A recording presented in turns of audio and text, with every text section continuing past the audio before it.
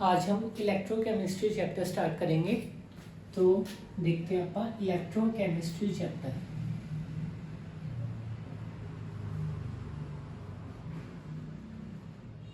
Electrochemistry chapter में सबसे पहले हमें जो चीज़ के बारे में देखना है वो होती है केमिकल रिएक्शंस।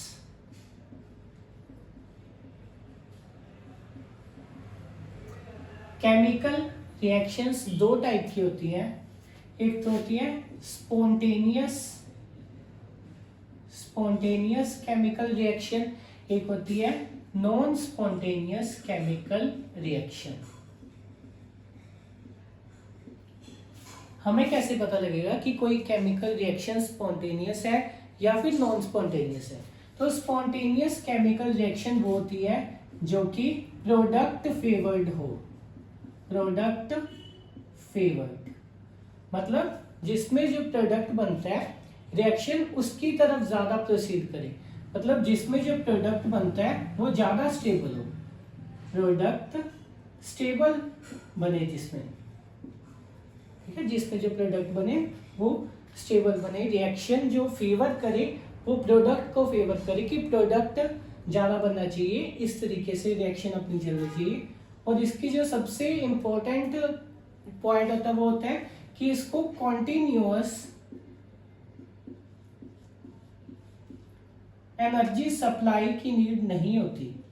एनर्जी सप्लाई की नीड नहीं होती मतलब हमें कॉन्टिन्यूसली एनर्जी सप्लाई नहीं करनी पड़ती रिएक्शन को करवाने के लिए। एक बार हमने इग्नाइट करवाया या फिर रिएक्शन ये अपने आप शुरू हो जाती है, अपने आप ये रिएक्शन चलती रहती है। जैसे मान लो ए और बी ने मिलके सी प्रोडक्ट बनाया। ए और बी ये क्या हो गए? रिएक्टेंट हो गए। और सी हमारे पास क्या हो गया? प्रोडक्ट हो गया। ठीक है, हमें कैसे पता लगा कि अगर ये रिएक्शन जो है इसमें जो प्रोडक्ट बन रहा है सी, अगर वो ज्यादा स्टेबल है ए और बी से, तो ये रिएक्शन अपने आप हो जाएगी। तो ये रिएक्शन क्या होगी? स्पॉन्टेनियस होगी। ये रिएक्शन अगर अपने आप हो रही है, ठीक है, मतलब कॉन्टिन्यूसली हमें एनर्जी सप्लाई नहीं करनी पड़ रही इस रिएक्शन को करवाने के लिए, तो आप कहेंगे ये रिएक्शन क्या है? एक स्पॉन्टेनियस केमिकल रिएक्शन है। स्पॉन्टेनियस केमिकल रिएक्शन की जो एक और बात होती है वो क्या होती है कि इसमें जो प्रोडक्ट होता है वो क्या होता है? लोअर फ्री एनर्जी लेवल पर होता है। लोअर फ्री एनर्जी लेवल पर होता है। लोअर फ्री एनर्जी लेवल पर होता है। इस चीज का मतलब क्या है? ध्यान से सुनिए एक चीज, हमें ये चीज पता होनी चाहिए कि जो एनर्जी होती है वो इनवर्सली प्रोपोर्शनल टू होती है स्टेबिलिटी के। ठीक है, मान लो अपने को किसी ने 1 रुपया दे दिया, तो किसी ने कहा कि जाके 1 रुपया खर्च कराओ, तो आपका 1 रुपये से क्या आएगा? ठीक है, आप जाके या तो एक टॉफी लेंगे या कुछ भी लेंगे। अगर किसी ने 1 लाख रुपए दे दिए कि जाओ अभी खर्च करके आओ, तो अपनी देखो स्टेबिलिटी क्या होगी। ठीक है, तो आप ये लेके आए या वो लेके आए या वो लेके आए, मतलब आप ऐसे स्टेबिलिटी अपनी कम हो जाएगी। ठीक है, मतलब जब स्टेबिलिटी ज्यादा होगी तो एनर्जी क्या होगी? कम होगी। ठीक है, मतलब एनर्जी कम है, एक जगह पे टिक के बंदा बैठा रहेगा। एनर्जी ज्यादा है तो बंदा स्टेबल नहीं बैठेगा। ठीक है, कभी यहाँ कभी वहां कभी यहाँ। तो स्टेबिलिटी क्या होती है? इनवर्सली प्रोपोर्शनल टू होती है एनर्जी के। अगर यहाँ पे प्रोडक्ट जो बन रहा है वो ज्यादा स्टेबल है तो इसकी एनर्जी क्या होगी? कम होगी। ठीक है, इसलिए यहाँ पे क्या लिखा है कि जो प्रोडक्ट होता है वो क्या होता है? लोअर फ्री एनर्जी लेवल पर होता है। ठीक है, जो प्रोडक्ट होता है वो लोअर फ्री एनर्जी लेवल पर। अच्छे से देखो, मान लो इन दोनों की मिला के जो एनर्जी है वो लेट्स से 10 जूल एनर्जी है, तो जो प्रोडक्ट बन रहा है वो उसकी एनर्जी इससे कम होगी स्पॉन्टेनियस रिएक्शन में, तो उसकी एनर्जी लेट्स से 8 जूल है। ठीक है, तो यहाँ से अपने को दिख रहा है ना कि जो प्रोडक्ट है वो उसकी एनर्जी जो है वो कम है। ठीक है, वो लोअर एनर्जी लेवल पे है। तो ये स्पॉन्टेनियस रिएक्शन की पहचान होती है कि इसमें जो प्रोडक्ट होता है उसकी एनर्जी कम होती है, रिएक्टेंट्स की एनर्जी क्या होती है? ज्यादा होती है। कौन सी एनर्जी देखनी है आपने? फ्री एनर्जी देखनी है। फ्री एनर्जी का कंसेप्ट बताया किसने था? गिब्स ने बताया था। तो इसको हम क्या कहते हैं, इसको हम कहते हैं गिब्स फ्री एनर्जी। तो गिब्स फ्री एनर्जी इसको आप कहते हैं। अब ध्यान से देखो, गिब्स फ्री एनर्जी को आप जी से लिखते हैं, ठीक है, गिब्स फ्री एनर्जी। अगर आप कहें change in Gibbs free energy तो इसको आप डेल्टा जी से लिखेंगे। डेल्टा जी क्या होगा कि final minus initial, final minus initial. जैसे यहाँ पे फाइनल कितनी है 8 और इनिशियल कितनी है 10, तो ये क्या आ गया, आंसर अपना नेगेटिव में आ गया। तो ये चीज ध्यान रखनी है कि स्पॉन्टेनियस केमिकल रिएक्शन में जो डेल्टा जी की वैल्यू आएगी वो हमेशा नेगेटिव में आएगी, ठीक है। तो स्पॉन्टेनियस केमिकल रिएक्शन में डेल्टा जी की वैल्यू हमेशा लेस देन 0 आएगी, और नॉन स्पॉन्टेनियस में डेल्टा जी की वैल्यू हमेशा ग्रेटर देन 0 आएगी।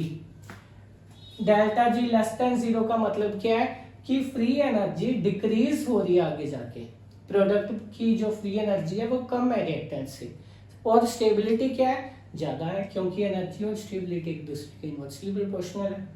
अब एक चीज देखो ध्यान से, रिएक्टेंट की जो एनर्जी थी 10 जूल है, प्रोडक्ट की एनर्जी 8 जूल है, लेकिन अपने को पता है कि कंजर्वेशन ऑफ एनर्जी क्या होता है कि energy can neither be created not be destroyed. मतलब 10 जूल थी तो यहाँ भी कितनी होनी चाहिए, 10 जूल होनी चाहिए। तो जो बाकी 2 जूल है वो एनर्जी क्या होगी, रिलीज हो जाएगी। तो 2 जूल एनर्जी क्या होगी, रिलीज हो जाएगी। और इसी को हम क्या बोलते हैं, इसी को हम बोलते हैं केमिकल एनर्जी। केमिकल एनर्जी मतलब जब कोई स्पॉन्टेनियस रिएक्शन होती है तो कुछ ना कुछ अमाउंट में केमिकल एनर्जी बाहर रिलीज होती है, और यही जो एनर्जी बाहर रिलीज हुई है इसको हम कन्वर्ट करते हैं किसमें, इलेक्ट्रिकल एनर्जी में। किसकी हेल्प से, इलेक्ट्रोकेमिकल सेल की हेल्प से। यही केमिकल एनर्जी को आप आगे यूज कर सकते हैं, ठीक है। तो ये पूरा देखने का वो क्या था, मतलब मोटिव क्या था, ये पूरा देखने का मतलब ये था कि अपने को स्पॉन्टेनियस केमिकल रिएक्शन का पता होना चाहिए कि स्पॉन्टेनियस केमिकल रिएक्शन में डेल्टा जी की वैल्यू क्या होती है, लेस देन 0। क्यों होती है वो चीज आपने देखी। दूसरी बात क्या है कि स्पॉन्टेनियस केमिकल रिएक्शन में जो प्रोडक्ट होता है वो क्या होता है, लोअर फ्री एनर्जी लेवल पे होता है, ठीक है, उसकी एनर्जी कम होती है, कुछ ना कुछ अमाउंट में एनर्जी बाहर रिलीज होती है। यही एनर्जी जो यहाँ पे रिलीज हुई है इसको हम कन्वर्ट करेंगे इलेक्ट्रिकल एनर्जी में, और वही इलेक्ट्रिकल एनर्जी को आप यूज करेंगे कोई भी मैकेनिकल एनर्जी में, या जैसे वॉच में सेल डालते हैं या कुछ भी क्लॉक वॉल में, कहीं भी आप उसको आप यूज कर सकते हैं। ये चीज अपनी सबसे पहला पॉइंट ये था अपने को, ठीक है। इसको देखो एक बार ध्यान से,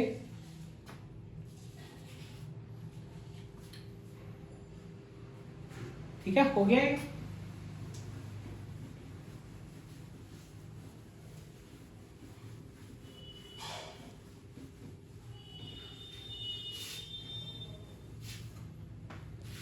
ठीक है, तो आपने देखा कि स्पॉन्टेनियस केमिकल रिएक्शन में केमिकल एनर्जी रिलीज होगी, ठीक है। अब एक डिवाइस होती है, जो डिवाइस क्या करती है, which converts chemical energy produced in an spontaneous redox reaction into electrical energy। मतलब एक डिवाइस जो केमिकल एनर्जी प्रोड्यूस हुई है स्पॉन्टेनियस रिडॉक्स रिएक्शन में, उसको कन्वर्ट करे इलेक्ट्रिकल एनर्जी में, उस डिवाइस को हम कहते हैं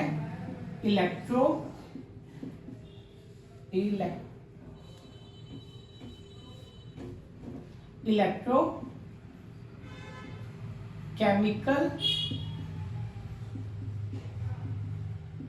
सेल।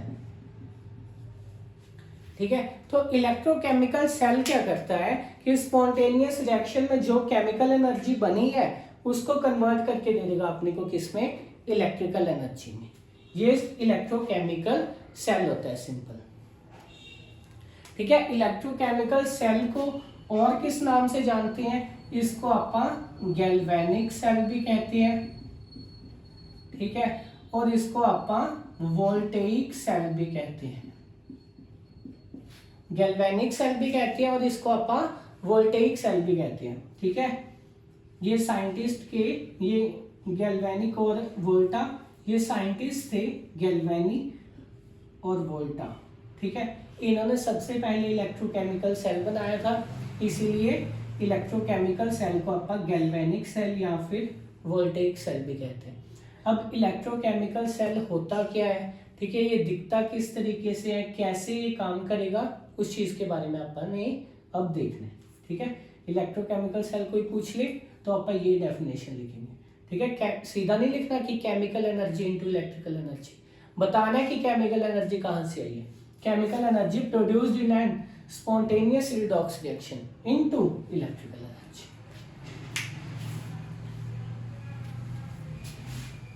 ठीक है, अब अपन इलेक्ट्रोकेमिकल सेल को देखते हैं, ध्यान से देखना है। देखो यहां पे एक बीकर, इसके अंदर हमने यूज किया है एक जिंक की इलेक्ट्रोड।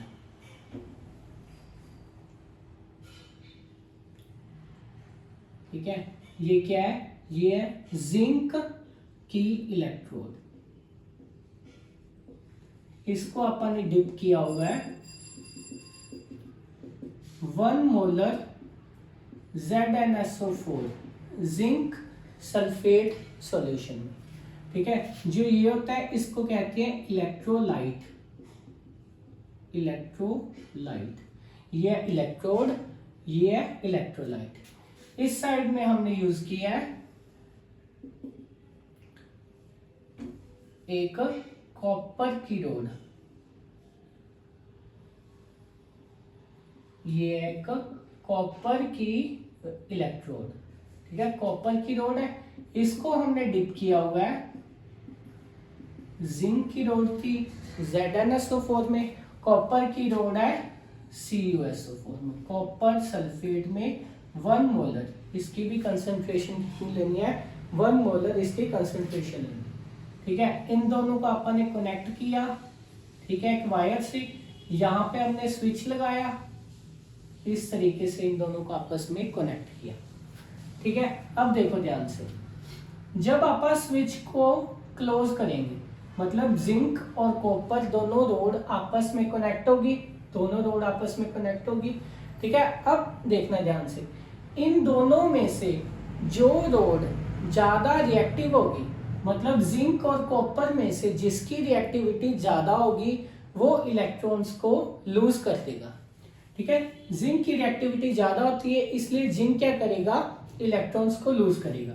जिंक इलेक्ट्रॉन्स को लूज करेगा तो क्या बन जाएगा, Zn2 पॉजिटिव। कितने इलेक्ट्रॉन्स को लूज करेगा, 2 इलेक्ट्रॉन्स को लूज करेगा। ध्यान से देखो एक बार, ध्यान से। ठीक है, जिंक ने क्या किया, इलेक्ट्रॉन्स को लूज किया, कितने इलेक्ट्रॉन्स को, 2 इलेक्ट्रॉन्स को। यहाँ पे हमने इलेक्ट्रोलाइट लिया हुआ है ZnSO4 का, तो इसमें क्या होंगे, Zn2 पॉजिटिव और SO4 2 नेगेटिव के आयंस होंगे इसके अंदर। मतलब इस पूरे इलेक्ट्रोलाइट में Zn2 पॉजिटिव SO4 2 नेगेटिव के आयन होंगे। इसमें इलेक्ट्रोलाइट में क्या होगा, Cu2 पॉजिटिव और SO4 2 नेगेटिव के आयंस होंगे इसमें। ठीक है, अब यहाँ पे जिंक यहाँ पे जिंक जो अपन ने लिया हुआ था वो किस में था, सॉलिड स्टेट में था। ठीक है, जब जिंक इलेक्ट्रॉन्स को लूज करेगा तो किस में कन्वर्ट हो जाएगा, Zn2 पॉजिटिव, और ये आयंस में, मतलब आयन के रूप में बन गया ना, तो ये इसके अंदर सॉल्यूशन के अंदर आना स्टार्ट हो जाएगा। मतलब यहां से जो ये रोड है, ये यहां से इस तरीके से बुतना स्टार्ट हो जाएगी, ठीक है, ऐसे कम होना स्टार्ट हो जाएगी। तो यहाँ से Zn जो था सॉलिड स्टेट में था, वो किस में कन्वर्ट हो गया, एक्वस स्टेट में कन्वर्ट हो गया, ठीक है। तो जो भी आप आयंस लिखेंगे उसके पीछे आप AQ लगाएंगे, एक्वस स्टेट। जो भी आप मतलब बिना आयंस का होगा उसके पीछे आप S लिखेंगे, मतलब सॉलिड स्टेट में आप, ठीक है। तो यहाँ से क्या हुआ कि जिंक ने 2 इलेक्ट्रॉन्स को लूज किया और Zn2 पॉजिटिव बन गया और इसके अंदर आना स्टार्ट हो गया। अब इस रॉड के अंदर से पॉजिटिव चार्ज जा रहा है, ठीक है, इस रॉड के अंदर से पॉजिटिव चार्ज जा रहा है। तो इस रॉड के ऊपर कौन सा चार्ज बचेगा, नेगेटिव चार्ज बचेगा ना। तो ये रॉड क्या हो जाएगी, नेगेटिव चार्ज हो जाएगी, ठीक है। इतनी बात समझ में आई। और यहाँ से जिंक ने क्या किया, 2 इलेक्ट्रॉन लूज किया है ना, जिंक Zn2 पॉजिटिव इसके अंदर आया, 2 इलेक्ट्रॉन्स यहाँ से फ्लो करना स्टार्ट हो गए, किसके पास आए, ये वाली रॉड के पास 2 इलेक्ट्रॉन्स इस तरीके से आ गए। अब इस सॉल्यूशन में क्या प्रेजेंट है, Cu2 पॉजिटिव। ये Cu2 पॉजिटिव क्या करेगा, इस रॉड के ऊपर आना स्टार्ट करेगा, इसके ऊपर आना स्टार्ट कर देगा, ठीक है। और जो 2 इलेक्ट्रॉन यहाँ से आए हैं उन 2 इलेक्ट्रॉन्स को गेन करके क्या बना देगा, Cu बना देगा। तो इस साइड क्या रिएक्शन होगी कि Cu2 पॉजिटिव जो एक्वस स्टेट में था वो 2 इलेक्ट्रॉन्स को गेन करके क्या बना देगा, Cu बना देगा, सॉलिड बना देगा, ठीक है। तो यहाँ पे डिपॉजिट होना स्टार्ट हो गया ना कॉपर, तो ये क्या होनी स्टार्ट हो जाएगी, इस तरीके से ये रॉड मोटी होनी स्टार्ट हो जाएगी, क्योंकि कॉपर सॉल्यूशन से आके इस रॉड के ऊपर डिपॉजिट हो रहा है, डिपॉजिट। अब इसके ऊपर पॉजिटिव चार्ज आ रहा है, डिपॉजिट हो रहा है, तो इसके ऊपर कौन सा चार्ज आ जाएगा, इस रॉड के ऊपर पॉजिटिव चार्ज आना स्टार्ट हो जाएगा, इस रॉड के ऊपर नेगेटिव, क्योंकि यहाँ से पॉजिटिव चार्ज जा रहा था। ये बात समझ में आई है नहीं, ठीक है। अब देखो इसमें जिंक की क्या हुई है, ऑक्सीडेशन हुई है, और कॉपर की क्या हुई है, रिडक्शन हुई है। ऑक्सीडेशन मतलब लॉस ऑफ इलेक्ट्रॉन, रिडक्शन मतलब गेन ऑफ इलेक्ट्रॉन। मतलब इस साइड अपने पास क्या हुई है, जिंक वाली साइड अपने पास हुई है ऑक्सीडेशन, और कॉपर वाली साइड क्या हुई है, इस साइड अपने पास हुई है रिडक्शन, ठीक है। अब इलेक्ट्रोकेमिकल सेल में जिस साइड ऑक्सीडेशन होती है उसको हम कहते हैं एनोड। तो ये वाली साइड क्या आ गई अपने पास, ये वाली साइड आ गई एनोड। जो जिस साइड रिडक्शन होती है उसको आप कहते हैं कैथोड। तो सी से कॉपर, सी से कैथोड, तो ये वाली रोड क्या आ गई, ये आ गई कैथोड, ठीक है। तो इस तरीके से इलेक्ट्रॉन्स फ्लो करना स्टार्ट कर देंगे। क्वेश्चन अपने पास यहीं से बनना शुरू हो जाता है। क्वेश्चन पूछते हैं कि इलेक्ट्रॉन्स के फ्लो की डायरेक्शन क्या होगी, तो आप कहेंगे कि electron flow from anode to cathode, ठीक है। जो करंट की डायरेक्शन होती है वो इलेक्ट्रॉन की डायरेक्शन के अपोजिट होती है। तो करंट कैसे फ्लो करेगा, current flow from cathode to anode, cathode to anode, ठीक है। तो ये हमें याद कैसे रहेगा कि लेफ्ट वाली साइड में ऑक्सीडेशन हुई है, ठीक है, एनोड होगा, एनोड के ऊपर नेगेटिव चार्ज होगा।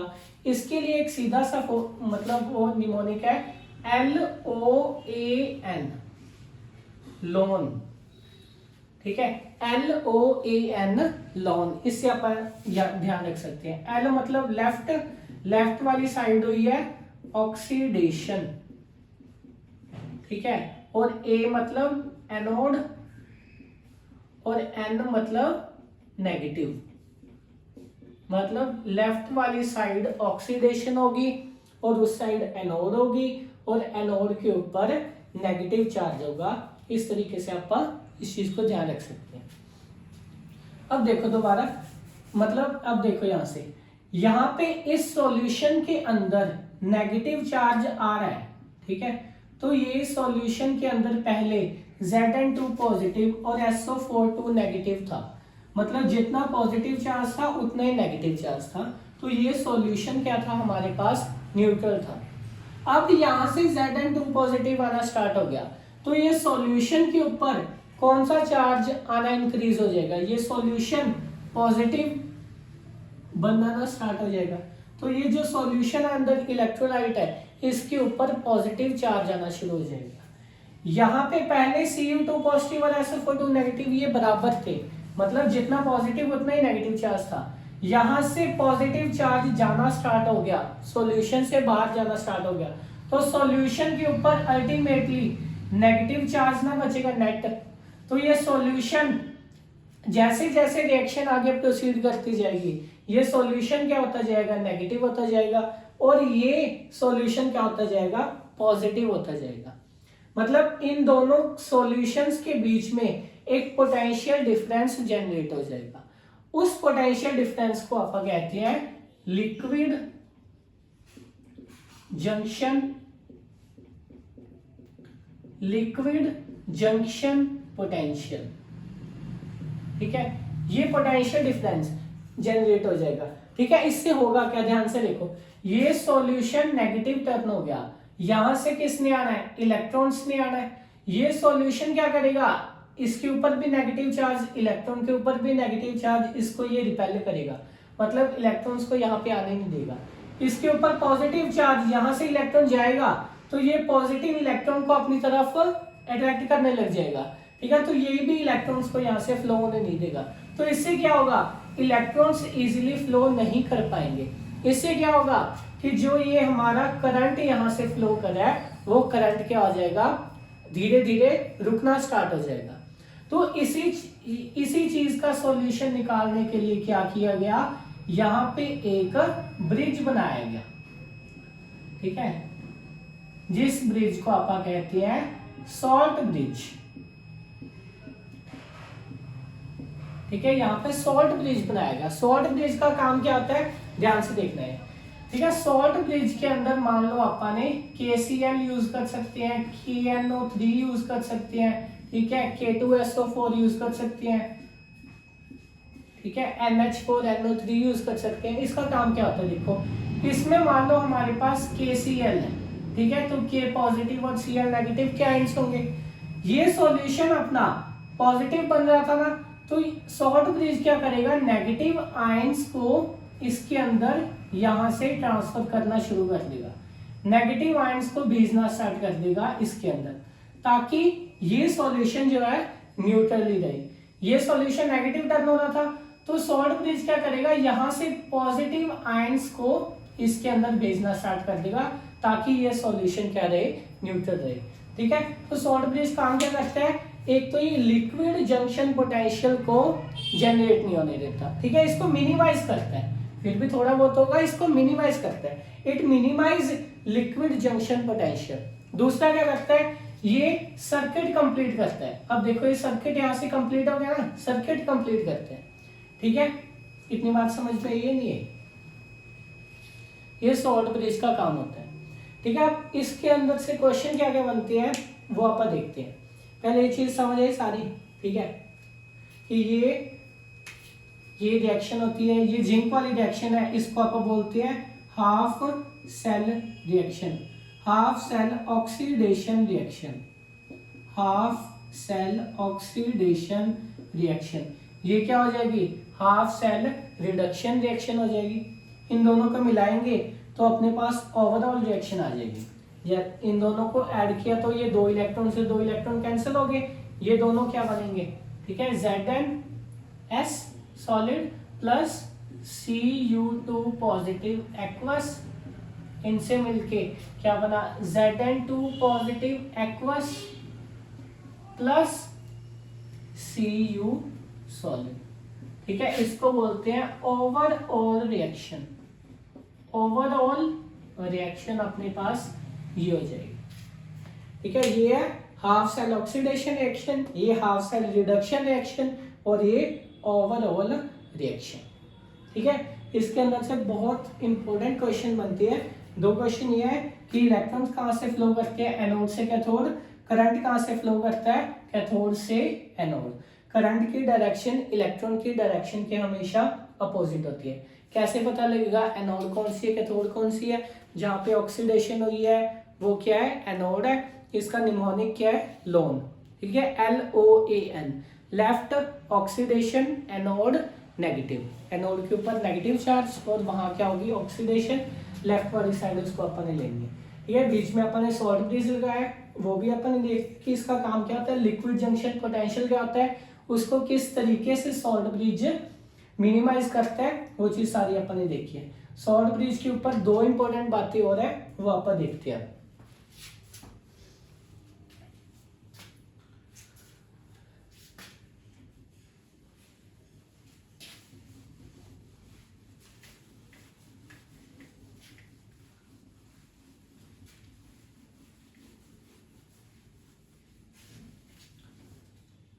देखो सॉल्ट ब्रिज के ऊपर दो इंपॉर्टेंट बातें और क्या है कि सॉल्ट ब्रिज हमेशा क्या होता है, सॉल्ट ब्रिज के अंदर जो अपन इलेक्ट्रोलाइट यूज करते हैं वो क्या होता है, इनर्ट इलेक्ट्रोलाइट होता है। इनर्ट इलेक्ट्रोलाइट का मतलब क्या है, ध्यान से देखना है कि जो ये इसके अंदर अपन आयंस यूज कर रहे हैं, इलेक्ट्रोलाइट यूज कर रहे हैं, ये यहाँ पे जो आयंस होंगे उनके साथ रिएक्ट नहीं करना चाहिए, इस तरीके से अपन ने यूज करना है। जैसे देखो यहाँ पे K पॉजिटिव है, यहाँ पे SO4 2 नेगेटिव है, यहाँ पे ये पूरा सॉल्यूशन नेगेटिव टर्न होने लग गया, तो K और Cl में से इस साइड कौन जाएगा, पॉजिटिव जाएगा ना, इसको न्यूट्रल करने के लिए, तो K पॉजिटिव इस साइड जाएगा। अब अगर K पॉजिटिव यहाँ पे आके SO4 2 नेगेटिव के साथ रिएक्ट कर गया तो ये इनर्ट इलेक्ट्रोलाइट नहीं माना जाएगा। तो ये अपन ने इस तरीके से यूज करना है कि जो यहाँ पे आयंस इस साइड या इस साइड जाए, वो इनमें जो आयंस पहले से ही प्रेजेंट है उनके साथ रिएक्ट नहीं करने चाहिए, ठीक है। तो इनर्ट इलेक्ट्रोलाइट अपन ने यहाँ पे लेना है, एक तो सबसे पहली कंडीशन ये है, ठीक है। दूसरी कंडीशन क्या है कि यहाँ से K पॉजिटिव इस साइड जाएगा, Cl नेगेटिव इस साइड जाएगा। अब जो दोनों के जाने की जो स्पीड है, मतलब उनकी जो मोबिलिटी है वो बिल्कुल इक्वल होनी चाहिए। जितनी स्पीड से यहाँ से K पॉजिटिव जाएगा उतनी स्पीड से यहाँ से Cl नेगेटिव इस साइड जाना चाहिए। मतलब मोबिलिटी ऑफ कैटायन यहाँ पे जैसे हमारे पास K पॉजिटिव है, इक्वल होनी चाहिए मोबिलिटी ऑफ एनायन के, ठीक है। एनायन जैसे यहाँ पे Cl नेगेटिव, ठीक है। और सबसे इंपॉर्टेंट क्वेश्चन सॉल्ट ब्रिज से जो बनता है वो अपन ने देखा है कि सॉल्ट ब्रिज, ठीक है, सबसे पहले अपन उसमें यूज क्या क्या कर सकते हैं, KCl, KNO3, K2SO4 इस तरीके से यूज कर सकते हैं। ये होते क्या KCl, KNO3 या K2SO4 को सबसे पहले बॉयल किया जाता है, किसके साथ, अगर या फिर जेलाटिन के साथ। मतलब KCl लिया, अगर सॉल्यूशन लिया, दोनों को मिक्स किया, उसको बॉयल किया, उसके बाद उसको ठंडा किया जाता है, मतलब उसके बाद उसको कूल किया जाता है और बाद में जेली लाइक सब्सटेंस बन जाता है, जेली लाइक सब्सटेंस बन जाता है, ठीक है। जैसे KCl लिया, यहाँ पे अपन ने अगर का सॉल्यूशन लिया, दोनों को मिक्स किया और उसको बॉईल किया, फिर उसको एकदम से ठंडा किया तो जेली लाइक सब्सटेंस बन जाएगा, उसको सॉल्ट ब्रिज के अंदर फिल कर दिया, ठीक है। या KNO3 लिया, अगर सॉल्यूशन या फिर जेलाटिन लिया, दोनों को मिक्स किया, बॉईल किया, फिर उसके बाद कूल डाउन किया, जेली लाइक सब्सटेंस बन गया। तो ये सॉल्ट ब्रिज के अंदर होता है, KCl प्लस अगर या फिर जेलाटिन, ठीक है। दूसरी बात कि अगर ये चीज अपने पास रिएक्ट कर गई इनके साथ तो इनको आप यूज नहीं कर सकते, ठीक है। तो एक क्वेश्चन ये बनता है कि KCl को आप कब यूज नहीं कर सकते, तो जब ये जो दोनों रॉड्स हैं इनमें से जो ये रॉड है ये हुई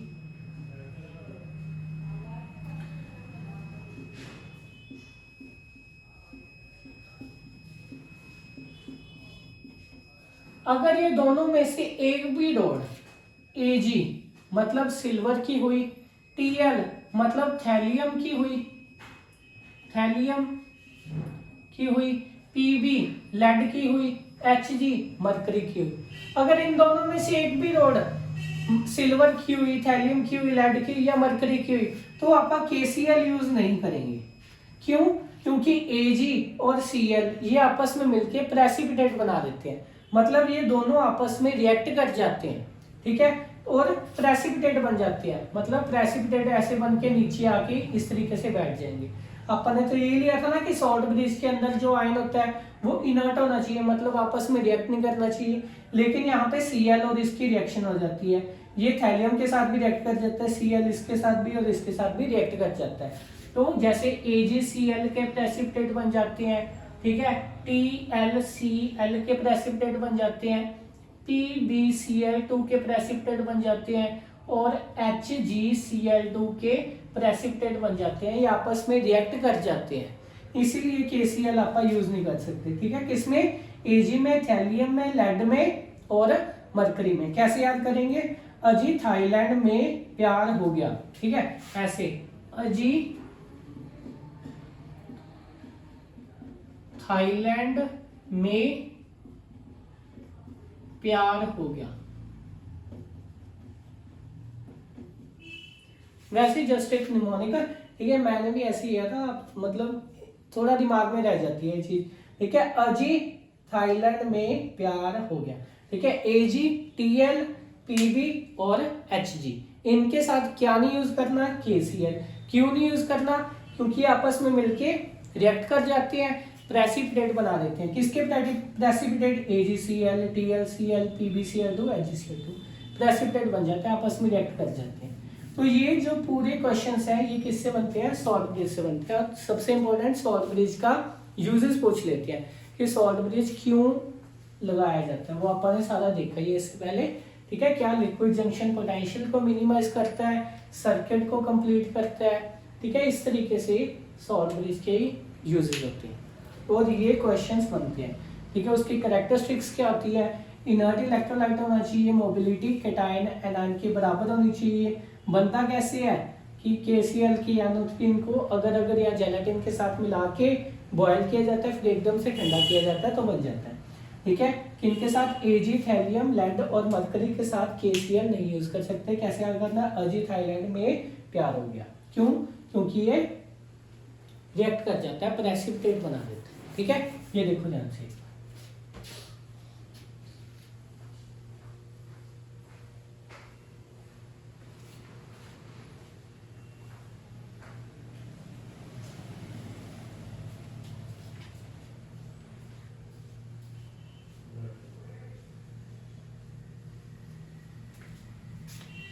ठीक है, पूरा हो गया ना?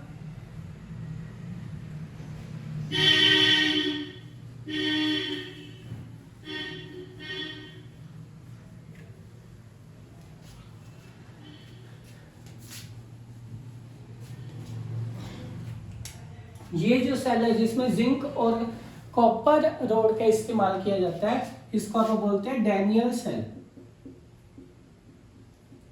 पूरा सेल पढ़ने के बाद, ठीक है, अब चीजें थोड़ी न्यूमेरिकल वाली स्टार्ट होंगी, ठीक है। इसको आप बोलते हैं डैनियल सेल, जिसमें जिंक और कॉपर रोड का इस्तेमाल किया जाता है, इसको आप डैनियल सेल बोलते हैं। कोई दिक्कत यार? ठीक है। अब देखो ध्यान से, ये यहाँ पे सारा कुछ हो गया कि यहाँ से जाएगा, ठीक है, सॉल्ट ब्रिज लगा दिया, पूरा हो गया, एनोड कैथोड। अब देखो ध्यान से, यहाँ से जो ये रोड है इसमें से क्या हो रहा है? Zn2 पॉजिटिव नीचे, मतलब ये रोड पतली होती जाएगी, ठीक है, ये रोड मोटी होती जाएगी। तो यहाँ पे पॉइंट क्या बनता है कि वेट ऑफ एनोड, ठीक है, डिक्रीज होता जाएगा, डिक्रीजेस, और weight of cathode increases. Anode का वेट क्या होता जाएगा? कम होता जाएगा, और कैथोड का वेट क्या होता जाएगा? इंक्रीज होता जाएगा। हमसे पूछते हैं कि क्या जितना एनोड का वेट कम होगा, डिक्रीज होगा, क्या उतना ही यहाँ पे इसका कैथोड का वेट इंक्रीज होगा? नहीं, ये दोनों इक्वल नहीं होते। माना कि इसका वेट डिक्रीज हो रहा है, इसका इंक्रीज हो रहा है, पर क्या जितना इसका डिक्रीज होगा उतना ही इतना इसका इंक्रीज होगा। मतलब मान लो यहां से 10 ग्राम जिंक जो है वो यहां से नीचे आ गया, ठीक है, इसका जो वेट है वो 10 ग्राम डिक्रीज हो गया, क्या इसका वेट 10 ग्राम ही इंक्रीज हो जाएगा?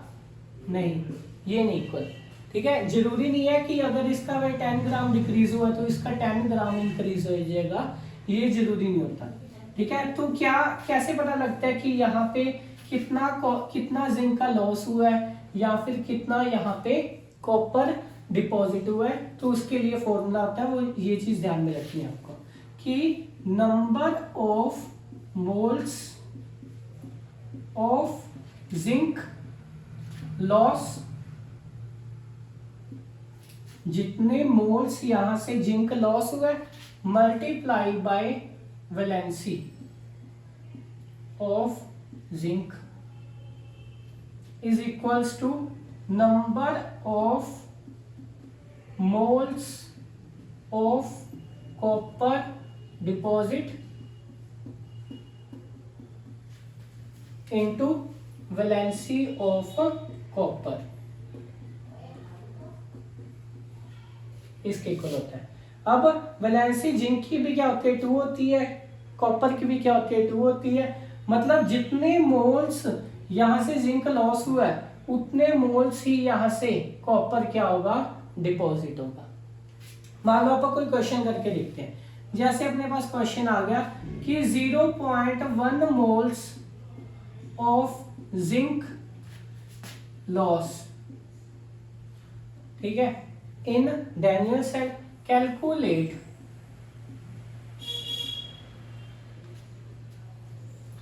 weight of copper deposited। ये क्वेश्चन आ गया कि यहां से जो जिंक है वो 0.1 मोल लॉस्ट हुआ है, यहाँ पे कॉपर कितने ग्राम आके डिपॉजिट हो जाएगा, या ये इसकी जगह ये भी कह सकते हैं कि जो ये कॉपर वाली कैथोड रोड है इसका कितना वेट इंक्रीज हो जाएगा, वो चीज अपने को बताओ, ठीक है। तो इसका आंसर कैसे लिखेंगे? क्वेश्चन तो समझ आया ना कि यहाँ से इसका वेट डिक्रीज होगा, इसका वेट इंक्रीज होगा, तो अपने को पूछा है कि इसका कितना वेट इंक्रीज हो जाएगा, कितने ग्राम कॉपर यहाँ पे आके डिपॉजिट हो जाएगा, ठीक है। तो इसका आंसर देखो, अपने को पता है, अभी देखा आपने कि जितने मोल्स यहाँ से जिंक लॉस होगा उतने मोल्स ही यहाँ पे जिंक क्या होगा, कॉपर क्या होगा? डिपॉजिट होगा। तो अगर 0.1 मोल्स कॉपर जिंक जो है वो लॉस हुआ है तो 0.1 मोल ही कॉपर क्या होगा? डिपॉजिट होगा। इतनी बात तो समझ में आई। तो 0.1 मोल क्या होगा? कॉपर डिपॉजिट होगा, ठीक है। अब अपने को नंबर ऑफ मोल्स का फॉर्मूला पता है, given mass divided by molecular mass. अब 0.1 mole is equals to given mass upon molecular mass. Given mass अपने को पता करना है कि कितना मास डिपॉजिट हुआ है, मॉलिक्यूलर मास कॉपर क्या होता है? 63.5, ठीक है। तो ये इसके साथ मल्टीप्लाई होगा, क्या बनेगा? 63.5 इंटू 0.1, ये क्या आ जाएगा? 6.35 ग्राम। तो 6.35 ग्राम जो कॉपर है वो यहाँ पे क्या हो जाएगा? डिपॉजिट हो जाएगा। इस तरीके से आप ये कर सकते हैं, ठीक है। फॉर्मूला आपको क्या ध्यान में रखना है? फॉर्मूला अपने को ये ध्यान में रखना है कि number of moles of zinc loss into valency of zinc is equals to number of copper deposit into valency of copper. जरूरी नहीं है कि कॉपर और जिंक ही रॉड होंगी, यहाँ पे अपने पास और भी अलग अलग तरीके की रॉड हो सकती है, लेकिन ये फॉर्मूला जो है वो सब जगह पे काम आएगा।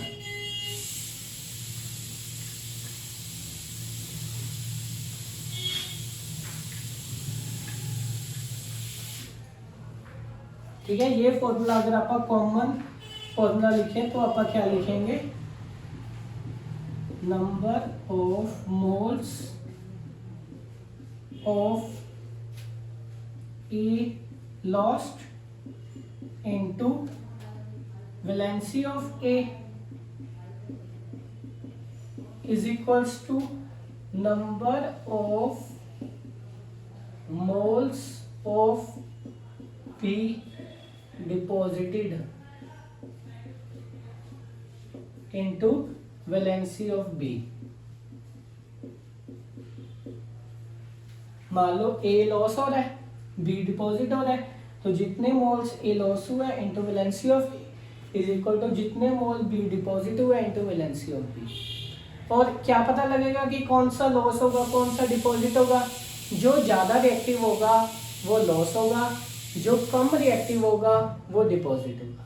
जो ज़्यादा रिएक्टिव होगा वो लॉस होगा, जो कम रिएक्टिव होगा वो डिपॉजिट होगा। कैसे पता लगेगा कौन ज़्यादा रिएक्टिव है कौन कम है? वो इसके बाद ही अपन देखने वाले हैं, ठीक है।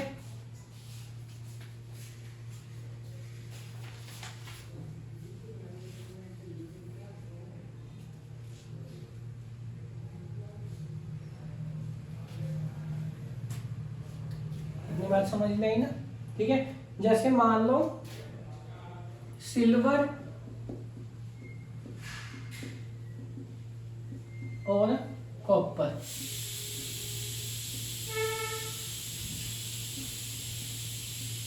ये दो रोड्स अपन यहाँ पे यूज किए।